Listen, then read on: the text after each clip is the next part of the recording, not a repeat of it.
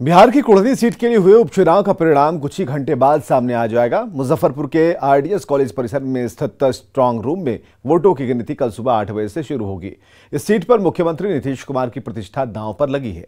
महागठबंधन की ओर से जेडीयू के मनोज कुशवाहा और बीजेपी के केदार प्रसाद गुप्ता के बीच सीधा मुकाबला माना जा रहा है, लेकिन वीआईपी और एआईएमआईएम प्रत्याशियों ने उपचुनाव को रोचक बना दिया है।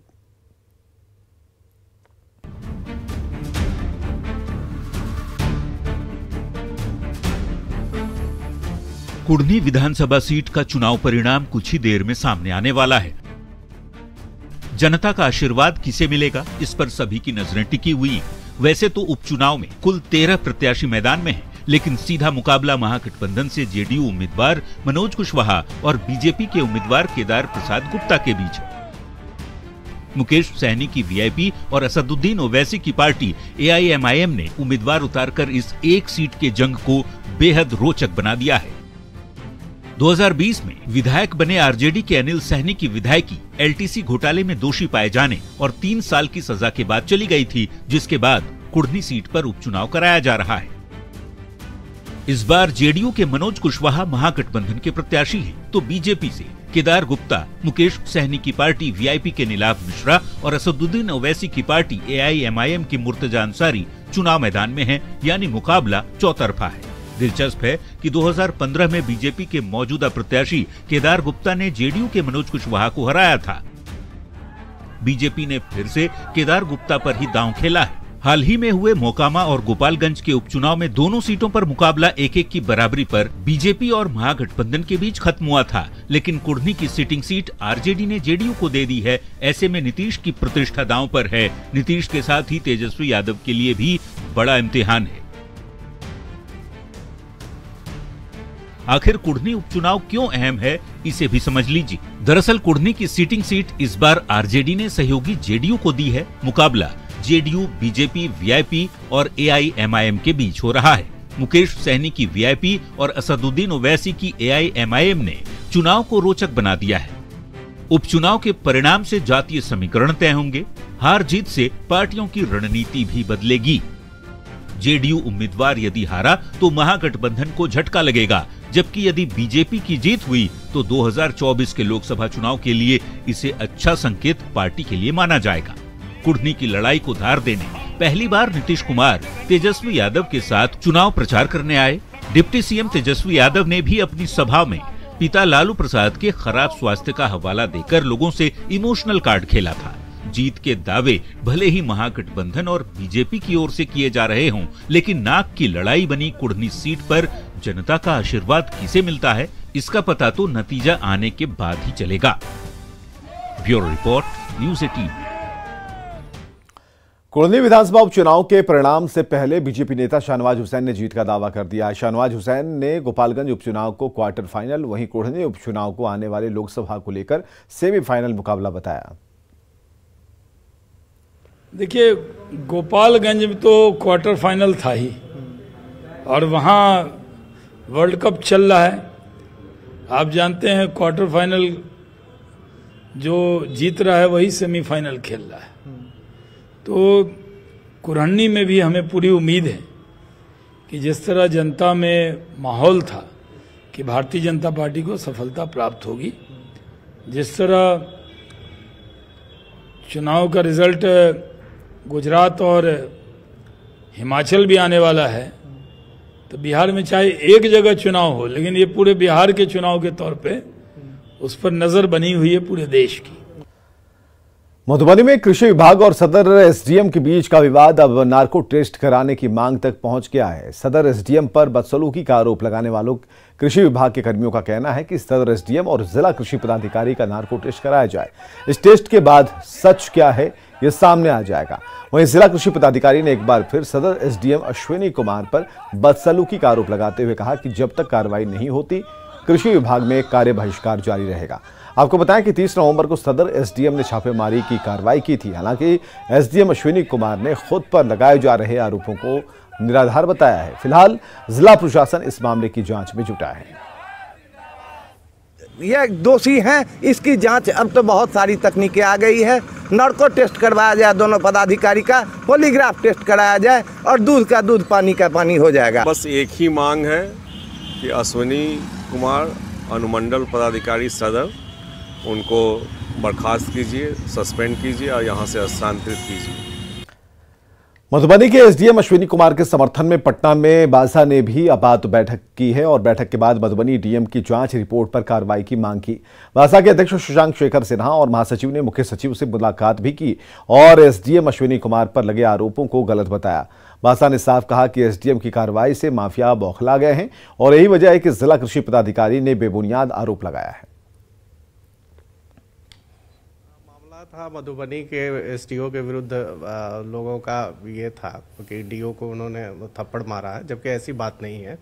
वहाँ से हम लोगों का ये आया है, हम लोगों ने कहा है कि जो डीएम ने रिपोर्ट दिया है अब वो सही है और उसके विरुद्ध आप जो सरकार है उस पर कार्रवाई करें, यही हमारी मांग है, मूलतः मांग यही है। मधुबनी एसडीएम बिल्कुल नया अफसर है और उसने पूरी इंटीग्रिटी के साथ जो खाद की कालाबाजारी क्रम में उसने कार्य किया है और बासा पूरी तरह उनके साथ है। इसकी एक बहुत ही इंडिपेंडेंट इंक्वायरी भी कराई गई है आईएएस पदाधिकारी की अध्यक्षता में कमेटी द्वारा। उसका भी प्रतिवेदन जो है सो सरकार को मिल चुका है। हम बासा की मांग है कि उस प्रतिवेदन के आलोक में कार्रवाई की जाए और मेरे जो बीएस के जो एसडीओ हैं उनके खिलाफ कोई भी तरह का दंडात्मक कार्रवाई सरकार न करे। सड़क निर्माण में भ्रष्टाचार की एक हैरान करने वाली तस्वीर वायरल हो रही है। बांका से आई तस्वीर को देखकर आप भी हैरत में पड़ जाएंगे। हाल में बनी ये सड़क इतनी पक्की है कि हाथ से उखड़ रही है। ये रोड कैसे अपने आप से निकल गया है, निकल रहा है। देखिए सड़क पर बिछी इस करप्शन की कालीन को आप भी देख लीजिए। सरकारी योजना में मलाई मारने की इच्छा प्रबल हो और ईमान को अलकतरे की कालिक से पोत देने का हुनर जागृत हो तो ऐसी नायाब सड़क तैयार होती है। देखिए ये कोई साधारण सड़क नहीं है बल्कि कालीन है, करप्शन का 3 किलोमीटर लंबा कालीन, जिसे जो चाहे जब चाहे हाथों से उखाड़कर अपने साथ ले जा सकता है। भ्रष्टाचार की ये हैरान कर देने वाली चटाई झुनका रोड से चिगुलिया तक बिछाई गई है। बांका के नक्सल प्रभावित बिलहर के बसबत्ता पंचायत में बनी सड़क को सड़क कहना सड़क की बेइज्जती है। लिहाजा हम इसे कालीन या चटाई ही कहेंगे। इतनी कोमल चटाई कि बकरी के पैर का छोटा सा खुर भी इसे खरोंच कर रख देता है।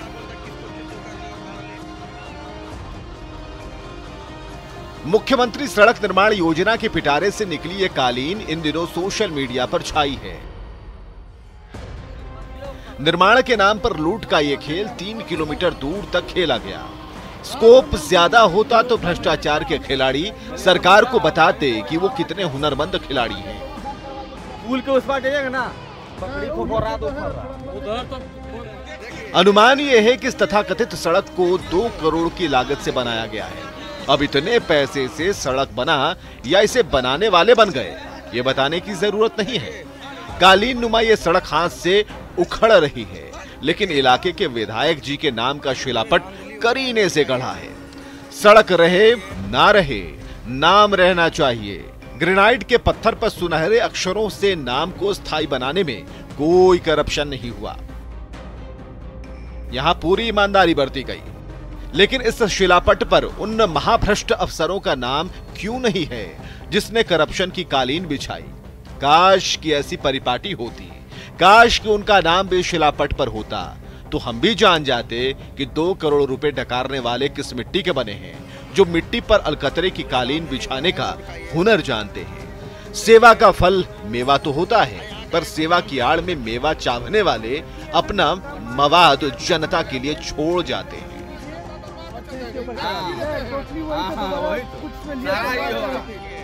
कुदाल और हाथ से सड़क को उखाड़ते ये लोग भ्रष्टाचार के उसी मवाद को उठा रहे हैं। देखना है कि सरकार को इस मवाद की दुर्गंध कब आती है। जो करना उखाड़ ले। न्यूज 18 के लिए बांका से नागेंद्र द्विवेदी की रिपोर्ट।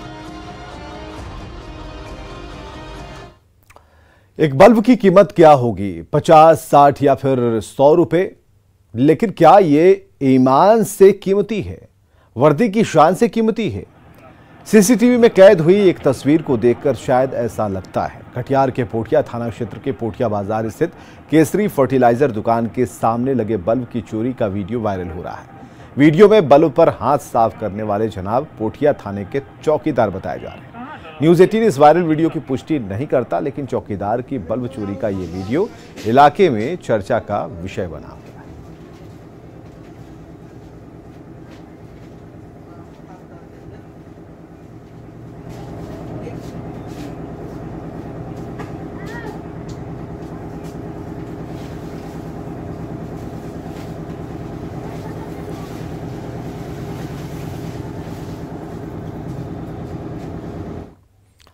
और आरा से बड़ी खबर, जहां शादी समारोह में फायरिंग की खबर है। जयमाला के दौरान फायरिंग हुई है, 2 लोगों को गोली लग गई है। नारायणपुर थाना के मुरादपुर गांव की यह घटना है। बड़ी खबर आरा से, जहां शादी समारोह में हर्ष फायरिंग की खबर। जयमाल के दौरान फायरिंग की गई है, 2 लोगों को गोली लगी है। नारायणपुर थाना के मुरादपुर गांव की घटना है।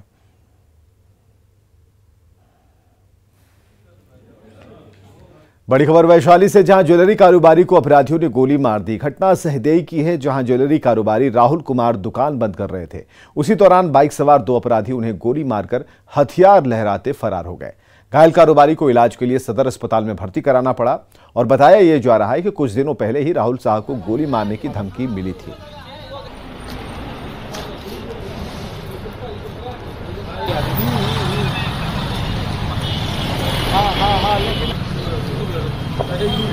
लड़का है आपके पुत्र हैं, कहाँ दुकान किए हुए थे? दुकान अंधापुर चौक पर। कितना दिन से लगा? दुकान कम से कम साल लगेगा, 1.5 साल लगेगा। कहाँ गोली लगे जानकारी है? जी नहीं। किस जगह पे लगी है? पहले से कोई विवाद वगैरह है? सर हाँ, सुनने से कि धमकी दे रहा था, तो लड़का बोला पापा धमकी दी इसे गोली मार देंगे, इसे कर देंगे। मिली? हाँ, हम दोबारा तू अच्छे से रहिए, मुना लगाइए रहिए, इतनी बात है। पहले भी कोई घटना उतना घट चुकी है? हाँ, 2-3 महीना पहले 4 को औरतें मिलकर 4 लाख का सामान ले गया था। और अच्छा, हाँ, कहाँ? दुकान पर से ले गया था। 10 टका लगा कर। कभी चर्चा वगैरह घर में किया गया था कि हमको धमकी वगैरह? ना, लड़का ऐसी मोबाइल पर बोला था पापा ये ऐसे है, हमको ठीक से रहिए। तो रहते थे कहाँ? डेली घर चल जाते थे? नहीं, रहते थे। बेगूसराय में एक बार फिर कुत्तों का आतंक देखने को मिल रहा है, जिसमें कुत्तों के झुंड ने घास लाने गई एक महिला को नोच कर मार डाला। घटना बछवारा थाना क्षेत्र के कदराबाद बहियार की है। मृतक महिला की पहचान कारी शाह की पत्नी शांति देवी के रूप में की गई है। गौरतलब है कि 2 महीने पहले भी बहियार में कुत्तों ने हमला कर 2 लोगों की जान ले ली थी। तब स्थानीय लोगों ने स्थानीय प्रशासन और वन विभाग से कुत्तों को पकड़ने के लिए गुहार लगाई थी, लेकिन अब तक इस दिशा में कोई कार्रवाई नहीं होने से स्थानीय लोगों में प्रशासन के खिलाफ गुस्सा है। घास काटने के लिए आवारा कुत्ता नोच के खा गई है। क्या नाम था? शांति देवी। इसका निदान नहीं होगा, ये 10 इंसानियां मर चुकी है, लेकिन एक बार भी यहाँ तक डीएम साहब नहीं आए हैं, एसपी साहब नहीं आए, कोई आने के लिए तैयार नहीं। वीडियो गया में चावल कारोबारी से लूट मामले का पुलिस ने खुलासा कर दिया। पुलिस ने एक लाइनर समेत 3 अपराधियों को धर दबोचा है। वहीं 2 आरोपी अभी भी पुलिस की गिरफ्त से बाहर हैं। पुलिस ने लूट के 35,000 में से मात्र 1383 रुपए बरामद किए हैं। 3 दिसंबर को कोतवाली थाना इलाके में चावल कारोबारी निहाल कुमार की दुकान से अपराधियों ने हथियार के बल पर 35,000 रुपए लूटे थे। इंटेलिजेंस इनपुट था, उस पर एक आदमी को उठाया गया, बिहारी है जो अलीपुर का रहने वाला है, बुनियादगंज थाना का। उसके पास से उन्होंने बताया कि मुझे लूट में 2,000 रुपया मिला था। उसी समय ऑन स्पॉट 2,000 रुपया उसको मिला था, जिसमें से 400 रुपया उसके हाथ से बरामद हुआ और उसके निशानदेही पर 2 और लड़कों को पकड़ा गया है। एक दीपक है और एक जितेश है, जिनके पास से लूट का कुछ खुदरा पैसा 483 रुपया और उनका मोबाइल और जो लूट में जो कपड़ा यूज किया था, जो पहना हुआ था कपड़ा। लोकसभा में बिहार बीजेपी के अध्यक्ष और बीजेपी सांसद संजय जायसवाल ने किशनगंज समेत सीमांचल के कई जिलों में स्कूलों में शुक्रवार को छुट्टी का मुद्दा उठाया और साथ ही भागलपुर के पीरपैंती में नीलम यादव हत्याकांड को लेकर नीतीश सरकार पर जमकर बरसे। स्कूल हैं उसमें बिल्कुल साफ नियम है कि जो सरकारी स्कूल हैं वह रविवार को बंद होंगे और जो उर्दू स्कूल है वह शुक्रवार को बंद होंगे। और इसमें मुझे कुछ नहीं कहना है, लेकिन पूरे सीमांचल क्षेत्र में चाहे वो किशनगंज हो, पूर्णिया हो, अररिया हो, सभी जगहों पर शुक्रवार को छुट्टी दी जा रही है। जो भारत सरकार अपना मध्याह्न भोजन शुक्रवार को देती है वह बंटता नहीं है, वह पूरा का पूरा पैसे का घोटाला हो रहा है। और संविधान से ऊपर व्यक्ति कैसे हो सकता है?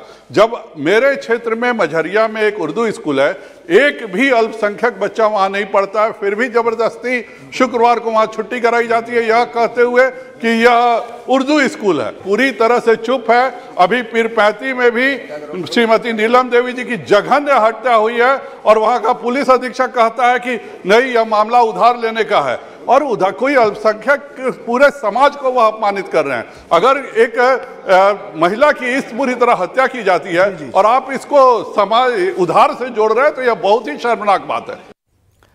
बिहार में क्राइम का ग्राफ लगातार बढ़ता जा रहा है। पुलिस प्रशासन पर सवाल खड़े हो रहे हैं। ऐसे में क्राइम के बहाने सियासत खूब हो रही है, लेकिन नेता सियासत में अपनी भाषाई मर्यादा भी भूल रहे हैं। केंद्रीय मंत्री अश्विनी चौबे ने मुख्यमंत्री नीतीश कुमार पर आपत्तिजनक टिप्पणी की, जिसके बाद राजनीति गर्म है।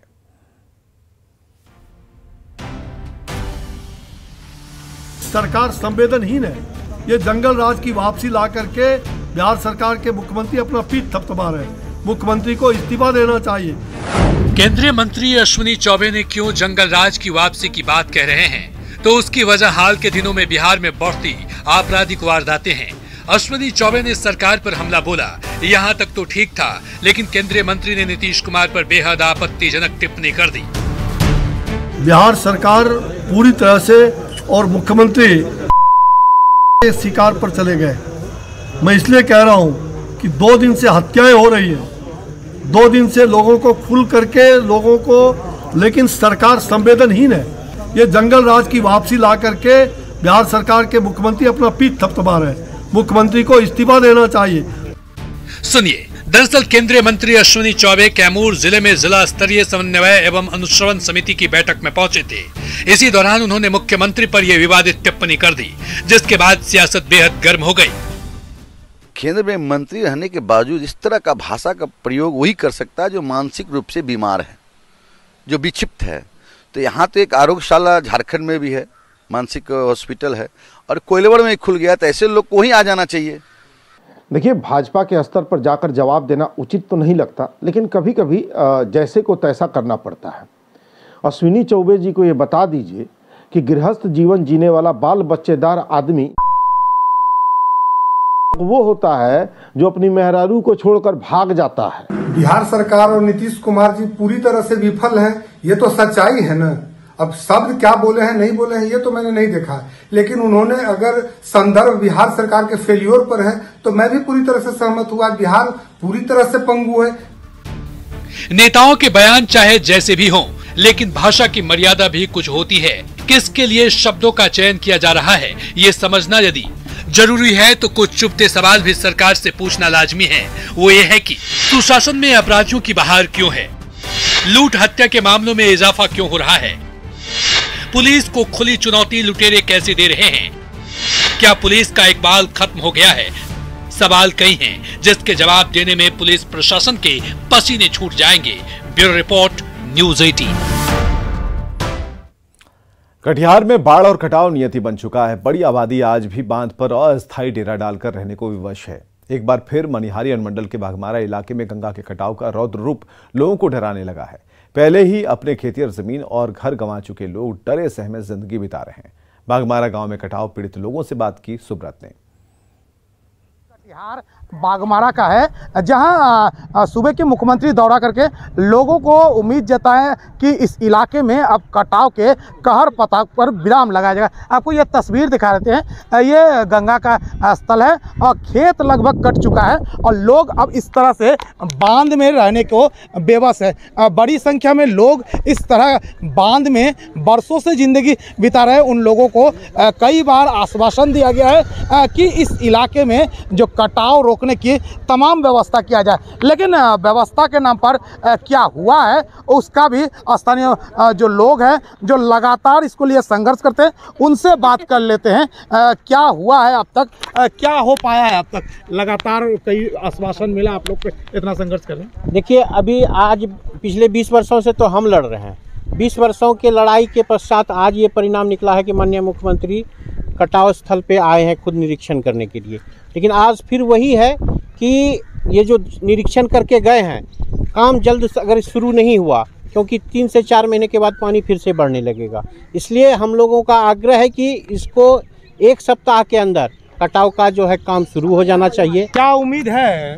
अब मुख्यमंत्री जी, माननीय मुख्यमंत्री जी तो आए, यहाँ दौरा करके गए। उम्मीद तो बना है उनको, बिहार के मुख्यमंत्री को पहले ही याद आ है कि इससे कीमती गांव कट चुका है और हम लोग के पास में जो भी खेती था वो सब कट चुका है। किसी के पास 10 बीघा जमीन था वो कट चुका है और हम लोग अभी विस्थापित की जिंदगी जी रहे हैं। चाहते हैं कि इसके लिए लगातार काम बेहद जल्द शुरू हो ताकि जो लोगों की ये गंभीर समस्या है इससे निजात मिल सके। सुब्रत, न्यूज़ 18 कटिहार।